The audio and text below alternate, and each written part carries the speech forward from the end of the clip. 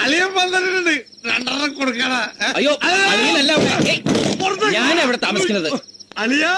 അളിയൻ എപ്പോ വന്ന്? ആകാശത്ത് 2 സെന്റ് സ്കൈയും മണ്ട പോയ 2 കോക്കനട്ട് തെങ്ങും തന്നെ അന്ന് നീ ഇതാരാ? വൈഫ് എന്നെ ഇടിച്ച്.